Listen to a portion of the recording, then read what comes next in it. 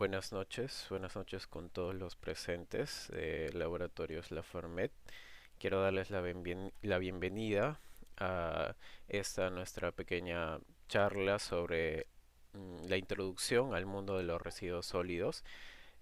Bueno, somos estudiantes de la Universidad Nacional del Callao, de la Facultad de Ingeniería Ambiental y de Recursos Naturales, y en el día de hoy les vamos a exponer acerca de este tema, ¿no?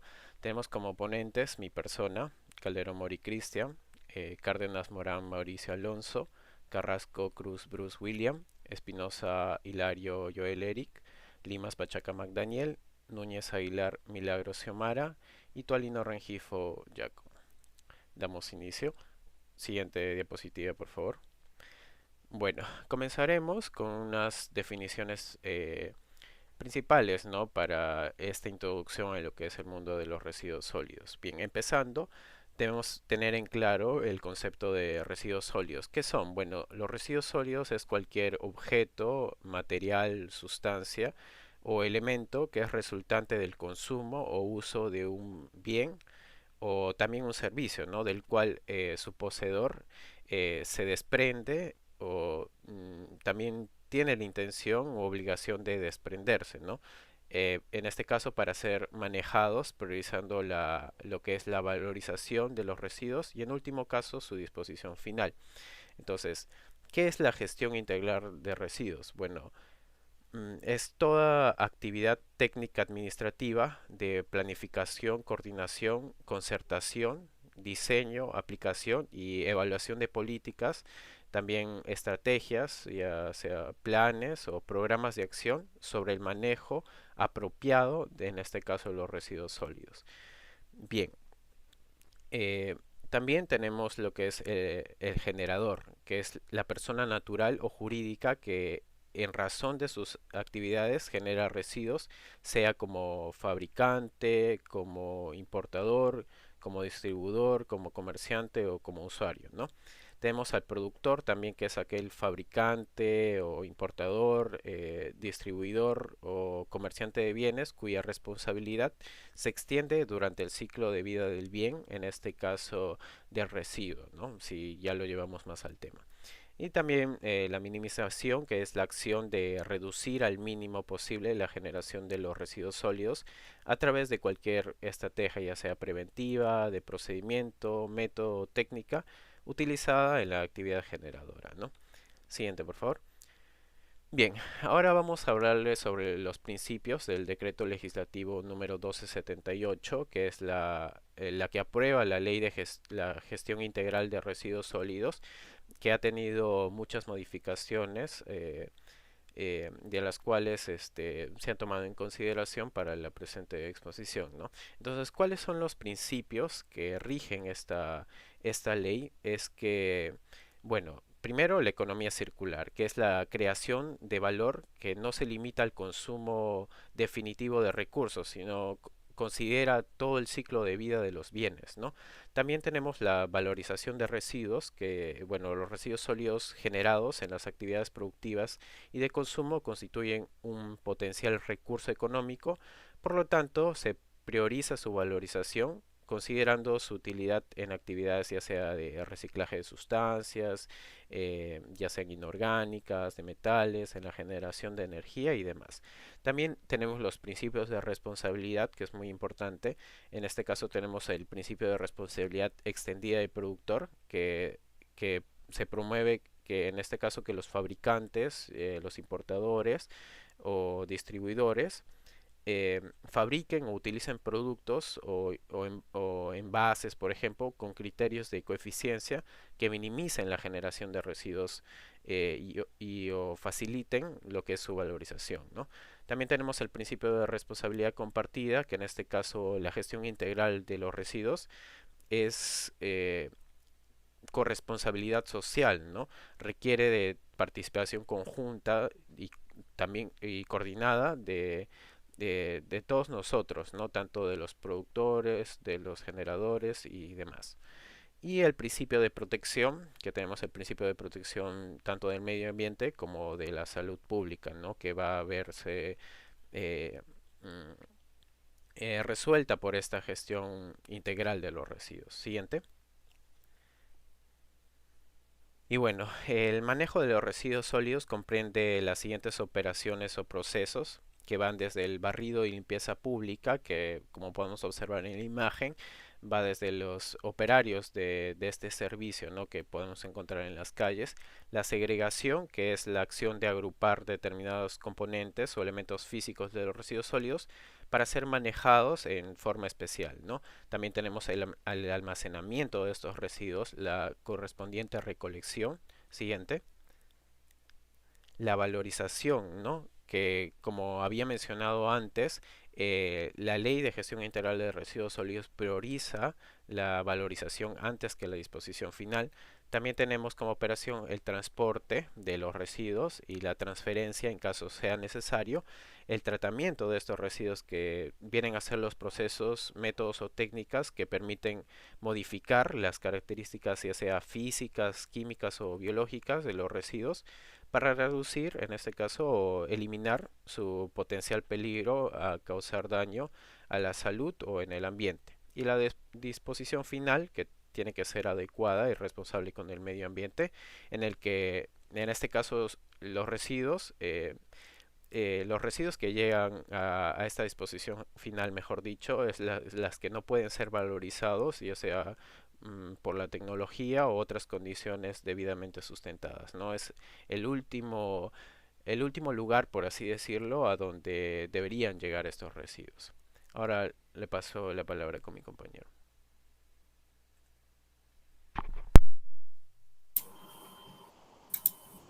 Bien, continuando, vamos a hablar un poco de los residuos sólidos domésticos.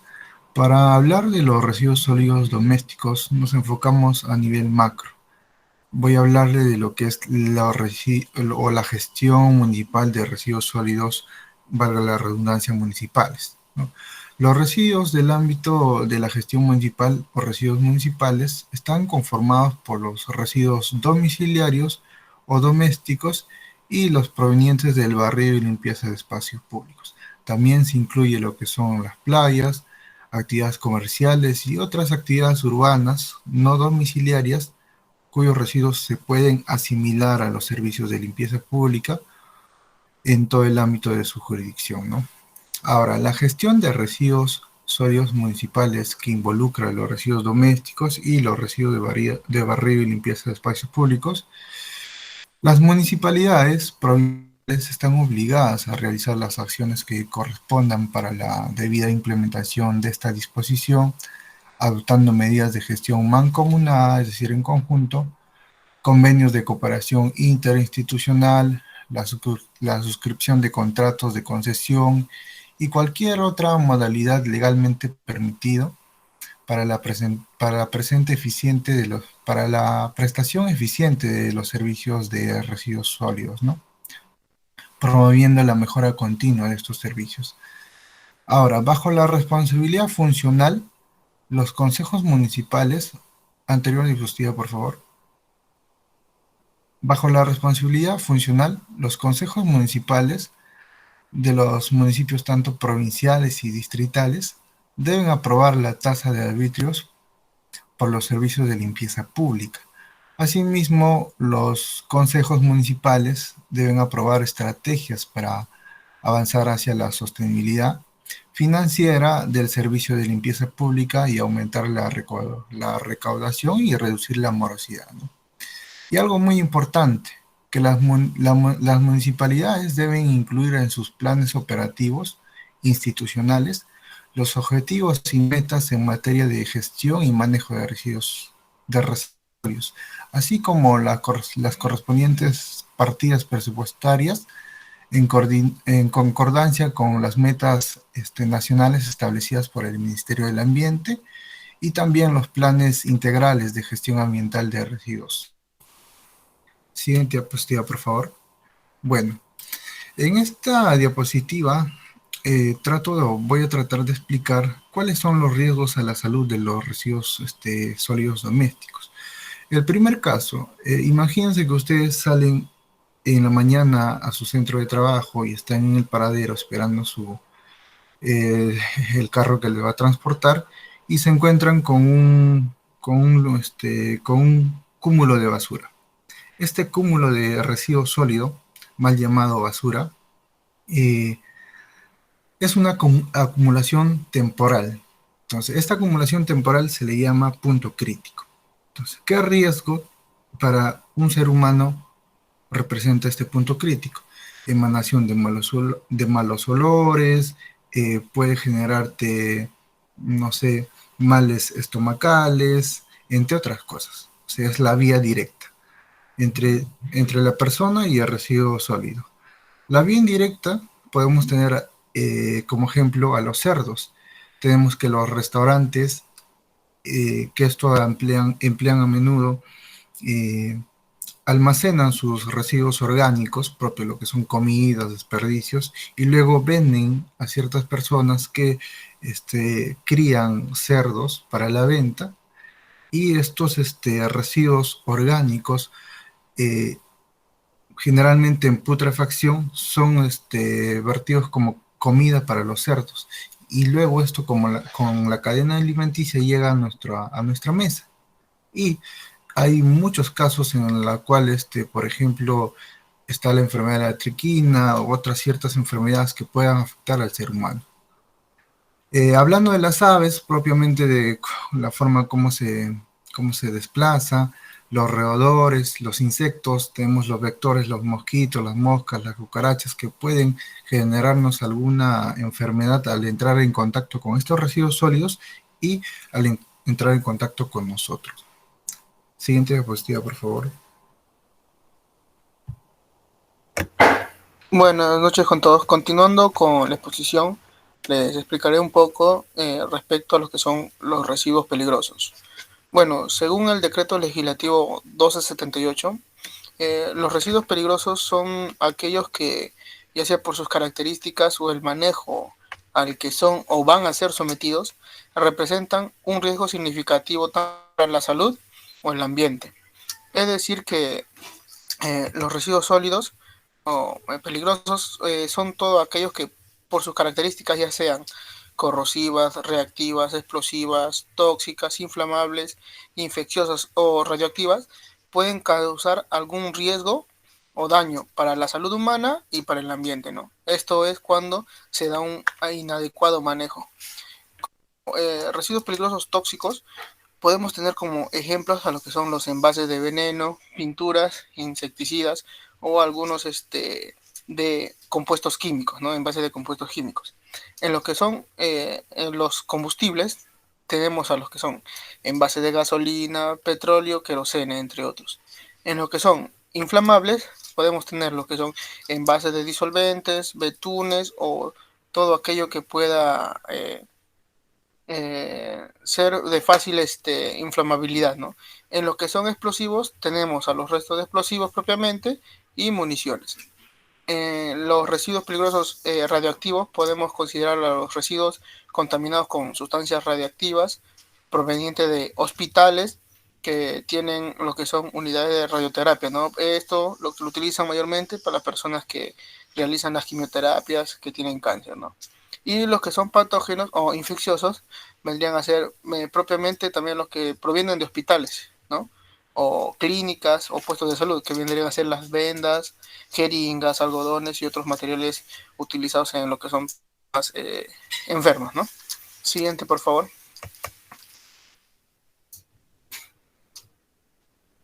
Siguiente lámina, por favor.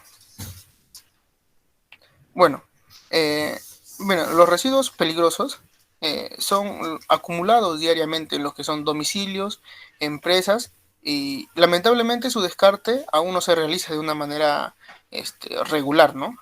Por ello que se dice que la mezcla de un residuo no peligroso con cualquier residuo peligroso, esta mezcla ya se viene a considerar o se convierte en lo que son residuos peligrosos.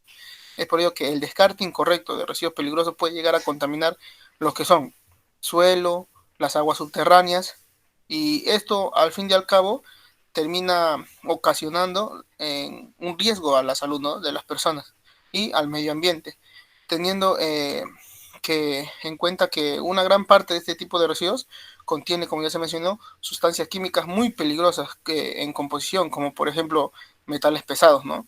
Y para poder revertir los problemas ocasionados por este descarte incorrecto, es necesario a veces comenzar a incentivar lo que es la educación de la población, así como la punición adecuada a quienes infringen la ley, ¿no? Es decir, que les caiga eh, la multa correspondiente que se merecen, ¿no?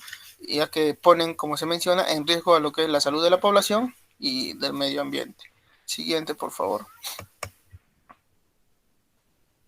Bueno, acá tenemos unas ciertas consideraciones que deben tener todos los generadores de residuos sólidos peligrosos, ¿no? Estos generadores ¿qué deben de realizar? Bueno, en sus actividades deben primero identificar cuáles son sus residuos sólidos peligrosos, ¿no?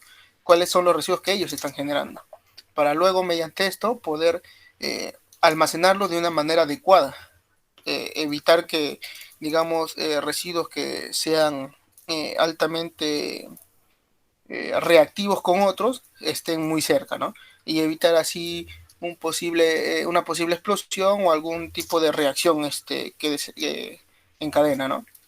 Después de ello debe de transportar sus residuos peligrosos con recolectores autorizados.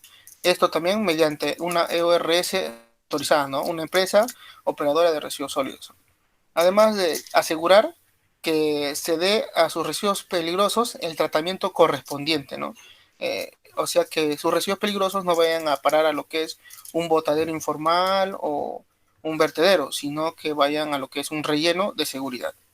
También asegurar de que sus residuos peligrosos le den la disposición final que corresponde, ¿no? Como les mencioné, que su disposición final que correspondería a este tipo de residuos sería lo que es un relleno sanitario de seguridad, ¿no? También deben llevar una bitácora sobre la generación de sus residuos peligrosos. ¿Esto para qué? Para poder presentar al ente competente, en nuestro caso Cijarsol, cómo ellos manejan y cómo disponen, ¿no?, de sus residuos sólidos como empresa. Además de manejar los residuos sólidos, como ya les mencioné, que sean incompatibles. ¿Para qué? Para mediante ello evitar lo que sea un accidente, ¿no? Y por último, envasar sus residuos sólidos peligrosos. Siguiente, por favor. Continuando con el plástico de un solo uso, ¿qué podemos decir del plástico de un solo uso? ¿Qué es un plástico de un solo uso? Son productos que están hechos principalmente de productos químicos a base de combustibles fósiles, petroquímicos, y están destinados a ser eliminados inmediatamente después de su uso. Por ejemplo, cuando van a un restaurante y piden para llevar, te dan una bolsa con un ternopor y otras bolsas si es necesario. Entonces estas cosas se tienen que desechar apenas lo usas, ¿no? Siguiente, por favor. Continuando con los impactos del plástico en el ambiente, pues tenemos algunas características. Por ejemplo, que el plástico se demora en degradarse hasta 1000 años. Acá, como podemos observar en la imagen, se observaron esas botellas de hace muchísimos años en las playas. También que se acumulan en el ambiente y llegan al mar a través de los cuerpos de agua, ya que podemos observar que muchas personas arrojan hasta en los ríos sus residuos sólidos, ¿no? También que cuando el plástico se degrada genera microplásticos, y estas son partículas de 5 milímetros que se han encontrado en peces, en aves, en tortugas, en agua de grifo, agua embotellada, polvo, heces humanas, etcétera, ¿no? Continúa, por favor. Siguiendo con los impactos del plástico en el Perú, podemos observar que el 68% de los residuos de plástico de ámbito municipal son plásticos de un solo uso. El 47% de los residuos plásticos provienen de Lima y Callao. El 43,7% de los plásticos no tienen una disposición adecuada y solamente el 0,3% de los residuos plásticos se recicla. Al año se consumen 3 millones de bolsas plásticas, es decir, casi 6.000 bolsas por minuto. Siguiente, por favor. También podemos observar acá algunas imágenes del impacto, ¿no? Como se puede observar acá en Huancayo en 2015, esa imagen de un botadero, ¿no? al lado de un cuerpo de agua. De igual modo, en la playa La Pampilla, en Miraflores, en 2014, en Piura y en Iquitos, ¿no? Siguiente. Acá tenemos la ley 3088-4, que es la ley que regula el plástico de un solo uso y los recipientes descartables, que tiene como objetivo establecer el marco regulatorio sobre el plástico de un solo uso y otros plásticos no reutilizables. Y también los recipientes o envases descartables, ¿no? De Ternopor, por ejemplo, para alimentos de bebida y consumo humano, a nivel nacional. La finalidad de esa ley es contribuir en la concretación del derecho que tiene toda persona al gozar de un ambiente equilibrado y adecuado al desarrollo de su vida, reduciendo para ello el impacto adverso del plástico de un solo uso, de la basura marina, plástica, fluvial, lacustre y de otros contaminantes similares en la salud del ambiente también. Continúa, por favor. Acá tenemos un principio importante que es el principio de la minimización, que nos dice sobre reducir el uso de plástico de un solo uso, por ejemplo, las bolsas plásticas, los sorbetes plásticos también, los envases de Ternopor, que como ya lo mencioné, para enviar comida, ¿no? Cuando no llevas tu tupper al restaurante, ¿no? Y bueno, debemos reemplazarlo progresivamente por bolsas reutilizables, que son bolsas de tela, también plásticos biodegradables o reutilizables, ¿no? Otros también que no generen degradación o contaminación, ¿no? Evitar que se contamine más de lo que está el ambiente, ¿no? Por ejemplo, para el Ternopor podemos llevar tuppers de vidrio. De igual modo, usar esos sorbetes que son de metal, ¿no? Entre otros. Siguiente, por favor.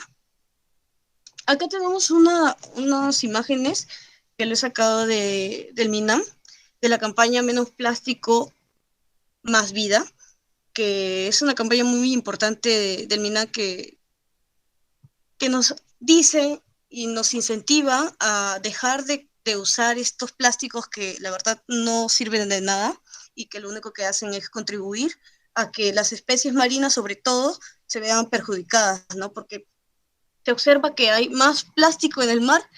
De acá a unos 50 años se va a ver que va a haber más plástico en el mar que peces por este tipo de contaminantes, ¿no? Ya, le doy paso a mi compañero. Sí.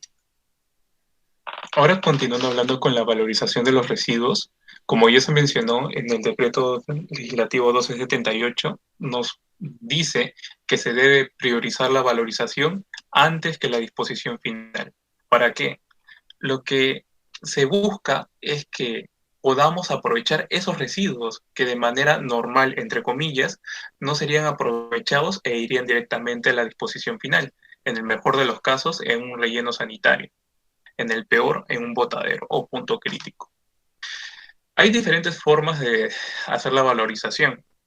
Tenemos compostaje, reciclaje, bioconversión y valorización energética, entre otros. Pero antes, la valorización es un conjunto de pasos, sean físicos, biológicos, que modifican la estructura del residuo, dándoles unas nuevas propiedades, cosas que puedan ser reaprovechados en el ciclo productivo o dándoles propiedades como nuevos bienes. Por ejemplo, en el compostaje, ¿qué es lo que nosotros valorizamos? Nosotros valorizamos los residuos orgánicos, que en el peor de los casos, como ya dije, irían a un relleno sanitario o un botadero. Pero al momento de aplicar la valorización, nosotros hacemos un proceso químico, físico, biológico, en el cual estos residuos orgánicos se transforman, gracias a los microorganismos, en un abono, en un fertilizante. Entonces, ¿qué hemos hecho? Hemos evitado de que estos residuos orgánicos vayan al relleno sanitario. Ahora los hemos convertido en un bien que vendría a ser un abono, un bien que tiene valor y uso. Por ejemplo, otra forma de valorización tenemos el reciclaje, ¿no? Como podemos observar en la foto, podemos ver cubos, bloques de plástico. ¿Cómo podemos hacer la valorización del plástico? Hay diferentes formas como se puede hacer la valorización de pero generalmente lo que se hace es picarlo se pica o se tritura el plástico con la finalidad de tenerlo en pequeñas hojuelas, y pasa a ser a fundición, se vuelve a fundir o se vuelve a derretir para elaborar bienes, ya sean como tablas de picar o sandalias o otro tipo de objeto, ¿no? Lo que hemos hecho otra vez es evitar que vayan a la disposición final y los hemos convertido en un nuevo bien. Con el tema de la bioconversión, es otra forma de hacer la valorización de los residuos sólidos orgánicos. Como ya había dado de ejemplo mi compañero, de que hay algunas empresas dedicadas a la comida que almacenan sus residuos y de manera ilegal le venden estos residuos a chancherías, ¿no? Eso está mal. Lo que nosotros deberíamos hacer es la bioconversión. ¿Qué es la bioconversión? Nosotros agarramos esos residuos orgánicos y pasan por un proceso. En este proceso se busca eliminar en su totalidad los agentes los agentes infecciosos, las bacterias, los hongos, protozoarios, entre otros, ¿no? Que puedan desarrollarse en los animales que van a consumir este tipo de alimentos y finalmente nos puedan perjudicar a nosotros al momento de consumir su carne. Entonces la bioconversión es el tratamiento de estos residuos orgánicos con la finalidad de que los animales puedan alimentarse de ellos de una manera sana y adecuada, ¿no? Y balanceada también. Y finalmente tenemos la valorización energética. La valorización energética es el aprovechamiento de la energía que contienen los mismos residuos.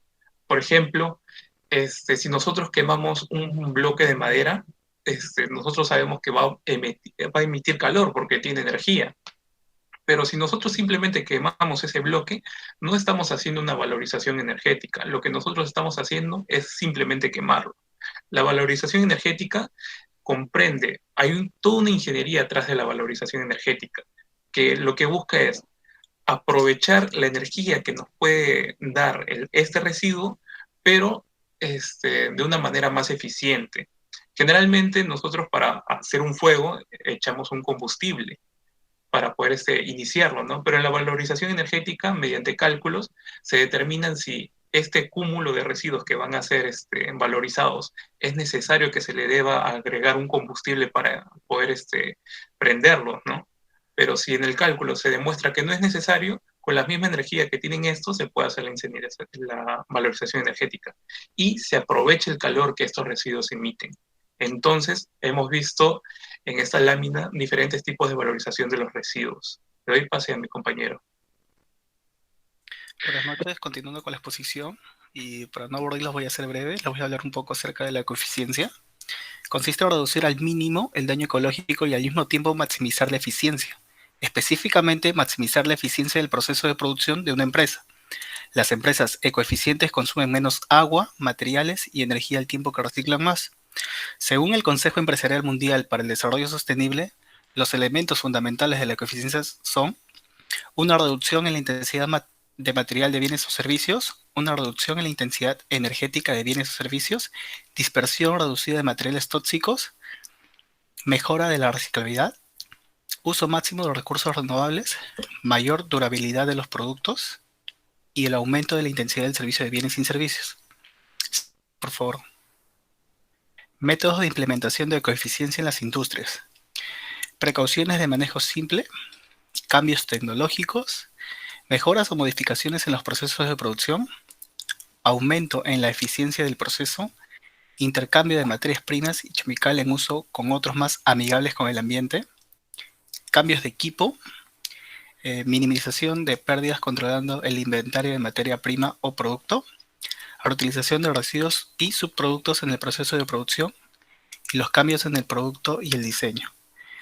Tenemos que tener bien en claro la importancia de la ecoeficiencia.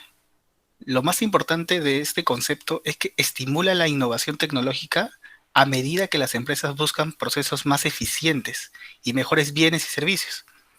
El concepto en sí promueve la tecnología como la principal solución a la degradación ambiental.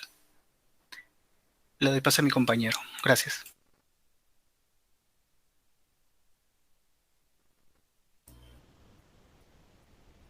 Bien, continuando con la ronda de exposiciones, vamos a tocar el tema como la parte final, lo que es la economía circular. Nosotros definimos una economía circular, ¿no?, como una alternativa y viable sobre todo, ¿no? Viendo la realidad nacional y también el contexto internacional, ¿no? Y esto se va cada vez más enfocando en el ámbito empresarial acá en el Perú. Y como principios hemos tomado tres puntos fundamentales, ¿no? Que es minimizar la acumulación de desechos, limitar también y tratar de minimizar la cantidad de residuos incinerados y vertidos, ¿no? También minimizar las pérdidas por recursos que tienen valor.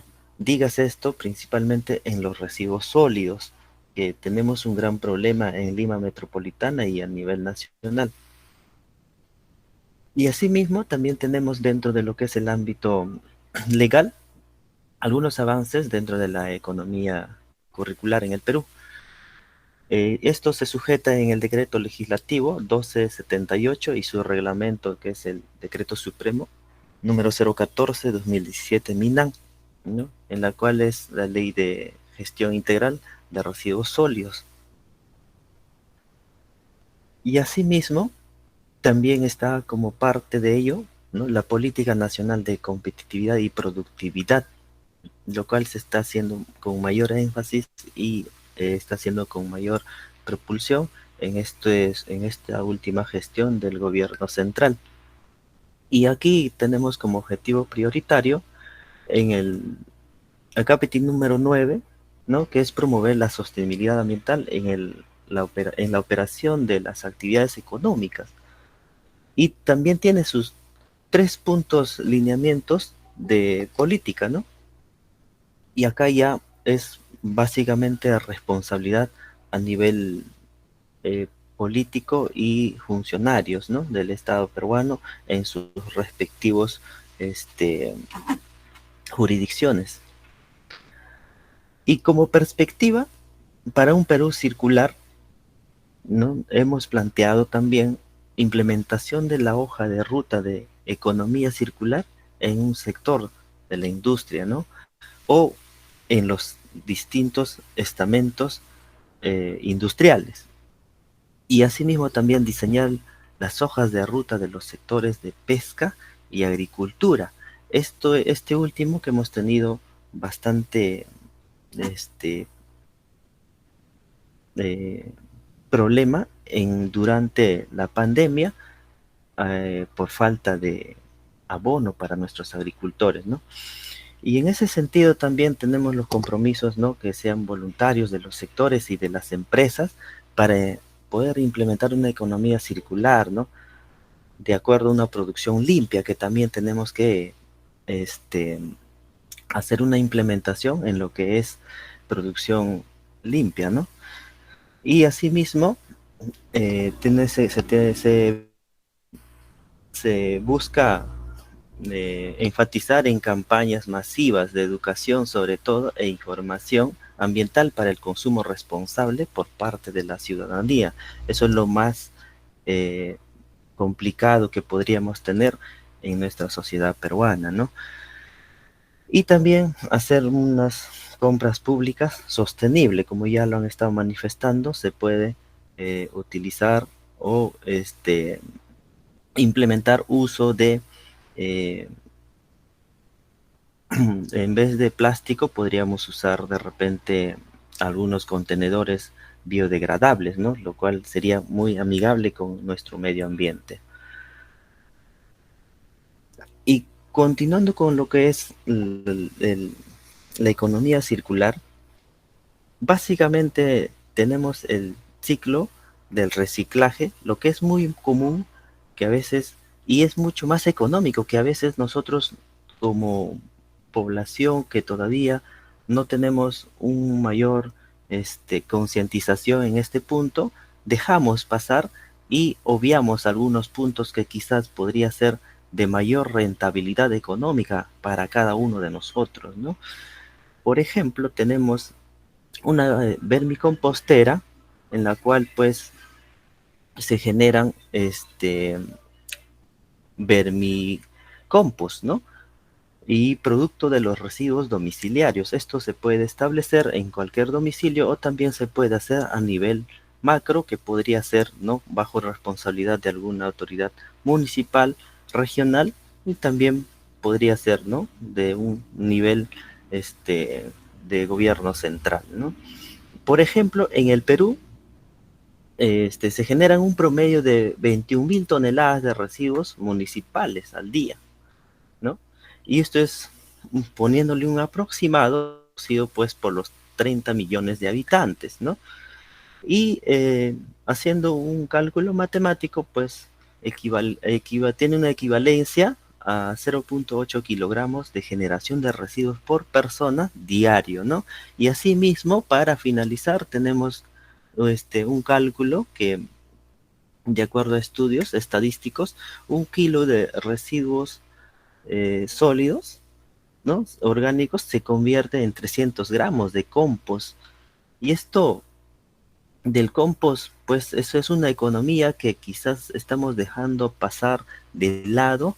Sin embargo, nosotros como estudiantes de la Universidad Nacional del Callao y de la Facultad de Ingeniería Ambiental y de Recursos Naturales, buscamos de alguna forma llevar este nivel de charlas de inducción a distintas organizaciones, a distintas empresas, con el fin de que esto puede cada día más calar en nuestra población, y de esta manera podríamos resolver el problema que viene suscitando en Lima Metropolitana y a nivel nacional por los problemas demográficos también, ¿no? Y asimismo es por otro punto más importante, es por la degradación del suelo.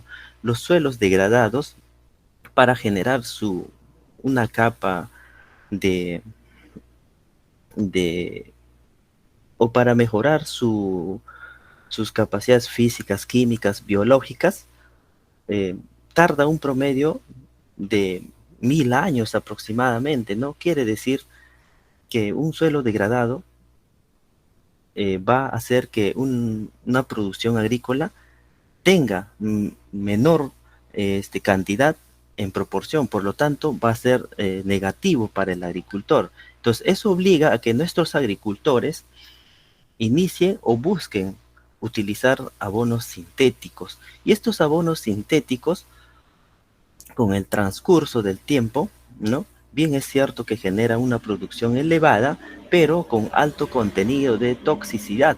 Y eso es lo que se está pudiendo observar actualmente en el contexto internacional y nacional. Principalmente acá en Lima Metropolitana tenemos el problema del consumo de fresa, ¿no?, que tiene un alto porcentaje de toxicidad. Y asimismo también nosotros, como estudiantes de la Universidad Nacional del Callao, de la Facultad de Ingeniería Ambiental, agradecemos a cada uno de ustedes por su asistencia, por su presencia, y de igual forma, quizás hubieran algunas preguntas, ¿no? Vamos a resolverlo con mucho gusto. Le voy a dejar un espacio de unos segundos para que si alguno de ustedes tuvieran unas preguntas y nos puede advertir, y nosotros estamos llanos a poder responderlo.